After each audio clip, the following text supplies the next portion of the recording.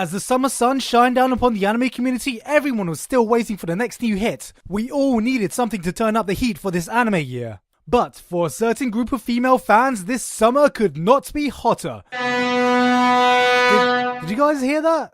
Did I just hear a ship?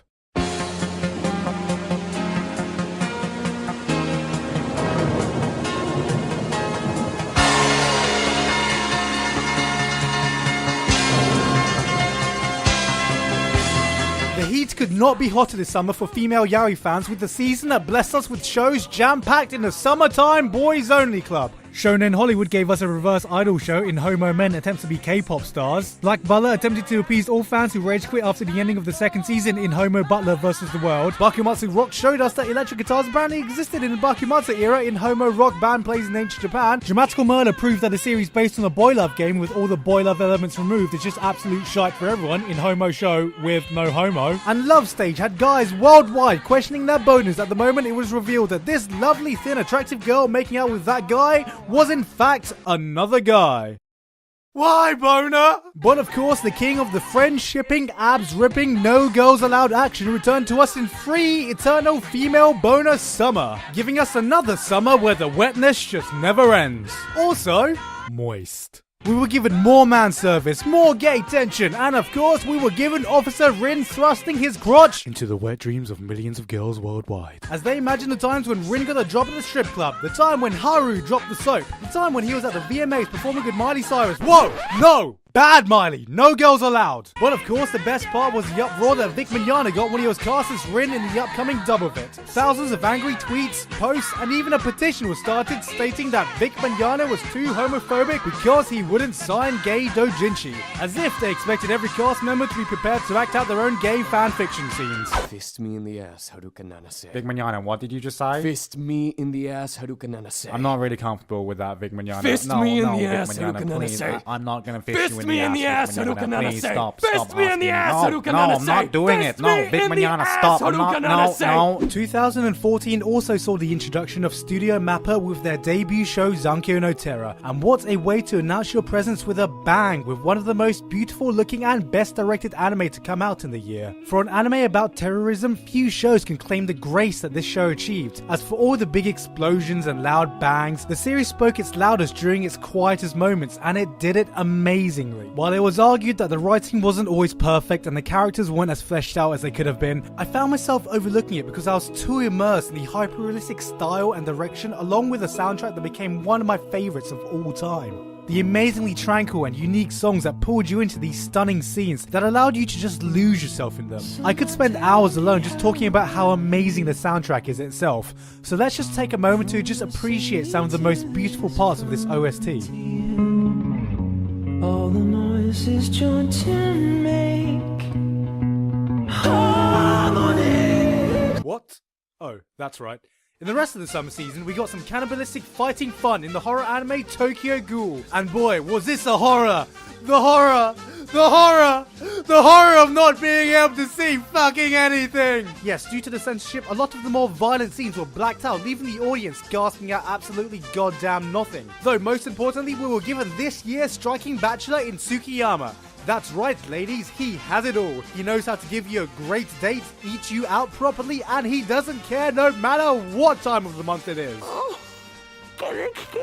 He might also be a pedophile. Rail Wars gave us an original concept by giving us a show not about wars or rails, but about trains. Yes, only trains. Isn't that amazing? I like trains. Do you like trains? I fucking love trains. Who doesn't love trains? You should like trains. Why don't you like trains? Everyone should love trains. This is a show about trains. One of the most hotly disputed series this year turned out to be Aldnoah Zero. Not just because of the troll cliffhanger ending that got everyone talking, but also because of the great character rivalry that drove everyone on message boards into a frenzy. On one side, you had Team Inaho, a badass pilot who has the incredible philosophy of keep calm and, well, just keep calm. Someone who always has the answers, whether he's happy, sad, angry, scared, thinking, surprised, constipated. Kristen Stewart, this motherfucker's got it all. And on the other side of the spectrum, we had Team Slane, a man who's essentially just bad luck Brian disguised as an anime character. A character so hilariously unlucky, let me just show you a typical day in the life of Slane.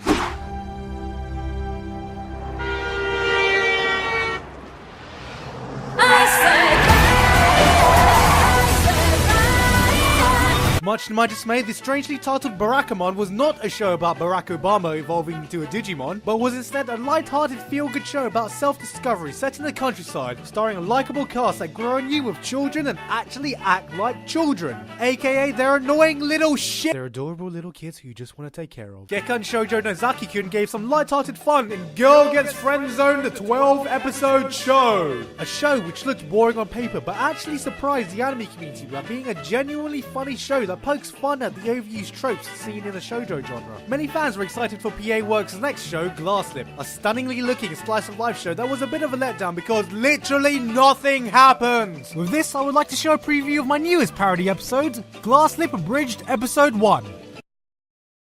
Literally nothing! Virtual reality gaming fun returned to us in Sword Art Online Modern Warfare 2, giving us more of the same OP hacking bullshit from the main character that was actually somewhat entertaining at points. Stop me when this doesn't at least sound fun. You have Sword Art Online set in Call of Duty where Kirito, who is now a girl, becomes a Jedi Master fighting in a Battle Royale style tournament against Darth Vader. With a lead heroine you can do mid-air 720 quickscopes while coming with 90% more camel toe!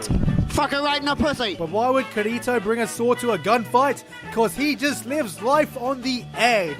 Living on the edge. Living on the edge. Wait a minute, that's no edge. It's just a Kamiga Kill. Yes, a Kamiga Kill reared its ugly head to split the anime community with literally the edgiest show in history. A show which managed to mix in extremely violent and bloody content with a story seemingly written by a try-hard rebellious teenager attempting to impress the cool older kids, crawling in their skin with wounds that will not heal. But honestly, I don't know why fans got so defensive when the show was criticized. I mean, let's be honest. The show was pretty bad, right guys? Guys? I say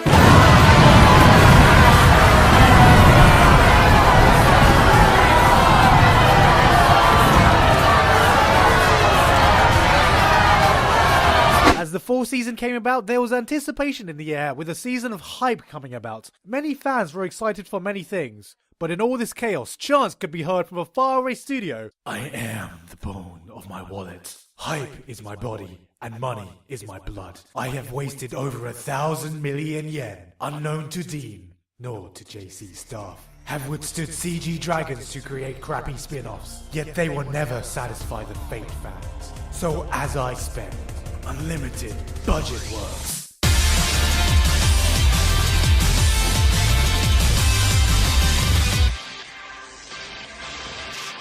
New fate graced us this season from the godly studio of Ufotable, who proved their dominance once again by raising the bar of animation in a TV production, featuring arguably some of the best looking action scenes in any TV series. People were left wondering how deep their pockets were to be able to make such a production.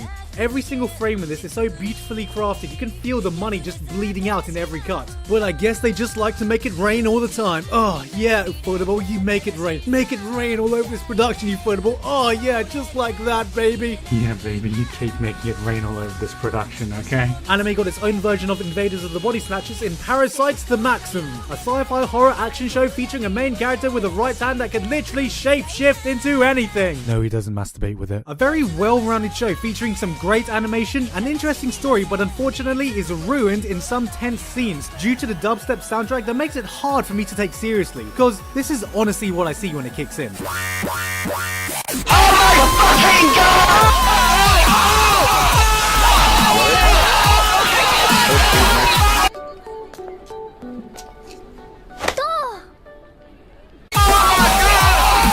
Classical music nerds were given their classical music boners in Your Lie in April, a show that just about excels in everything it's doing so far and is amazing in more than one way. It really has everything going for it, from a touching story, heartfelt characters, gripping romances, and concert scenes so well done and beautifully executed, you'd find yourself clapping along to recorded performances, despite the fact that it was a fake concert and most people have no interest in classical music whatsoever. Apparently Tokyo Ghoul wasn't bad enough, as Terraformers perfected the art of censorship so bad it turned ridiculously hilarious. With this in mind, I would like to present present Japan's professional guide to censoring like terraformers. Step 1. Open up MS Paint. Step 2. Censor all parts we don't want the kiddies to see in black. Step 3. Censorship complete. You now have a completely family-friendly show. Shirobako gave us a very interesting insight into the inner workings of anime productions by giving us what was essentially an animated documentary in making anime. Featuring some characters who were modeled after real people in the industry, he showed us that even a professional production mimics every group project you've ever done in school. There's the one who does 99% of the work, the one who has no idea what's going on, the one who says they're gonna do work but doesn't, the two who bicker about irrelevant shit and gets nothing done, and the only time that anyone is ever productive is the night before the deadline. Studio Mappa continued their track record of visually stunning and well-directed shows with Shingeki no Bahamut.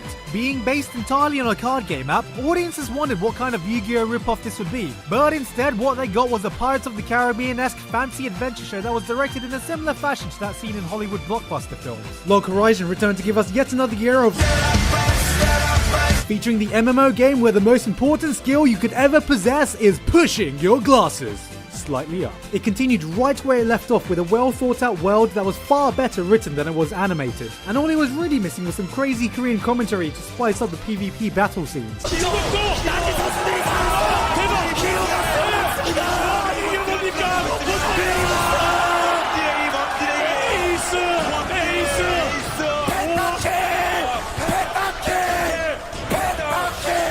This was also an important year for long-running shonens as Hunter x Hunter finally finished its 4-year run, treating us to some of the finest offerings the shonen genre has ever seen. Whether you're a shonen fan or not, this was one of the top shows to come out of 2014, as it sports an amazingly well-developed world, characters, and plot that relies on far more than your usual mindless action you see in shonen. And on the other side of the spectrum, Naruto the last movie came out in theaters, coinciding with the final chapter being published, marking the end of an era as kids could no longer get ninjas confused with overpowered mages practicing magic with sign language. In the mainstream media, Hatsune Miku made her debut on US national television on The David Letterman Show, performing in front of an audience who had no idea what they were looking at, and a bewildered David Letterman who was probably thinking, look at her, she waved at me.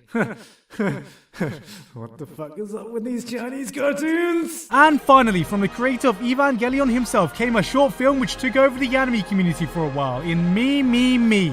The short that everyone initially dismissed as porn, that became that weird video you showed to your friends for a reaction, that became the too deep for you discussion that came with anything Hideki Anno touches, with reactions ranging from "It's fapping time!" See, this is why I don't watch anime. Yeah,